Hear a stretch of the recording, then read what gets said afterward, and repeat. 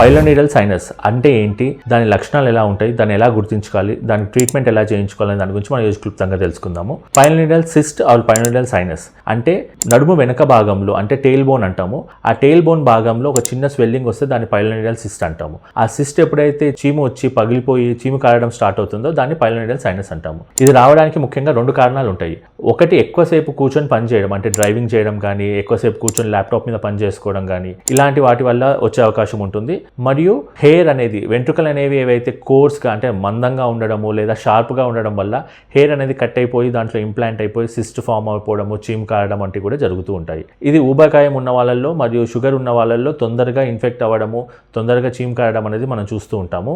దీన్ని డయాగ్నోస్ చేయడానికి మీరు డాక్టర్ దగ్గరికి వెళ్ళినట్టయితే వాళ్ళు చూడంగానే చెప్పేస్తారు ఇది పైలోనీడల్ సిస్టా పైలోనీడల్ సైనసా, దేనికి సంబంధించి వచ్చిందని చెప్పేసి.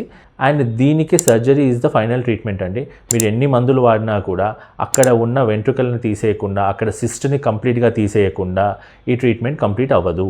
దీన్ని మన శ్రేష్ఠ మల్టీ స్పెషాలిటీ హాస్పిటల్లో మెసిక్ క్లాస్ 4 లేజర్ ద్వారా లేజర్ సర్జరీ చేసి దీన్ని కంప్లీట్గా క్యూర్ చేస్తాము.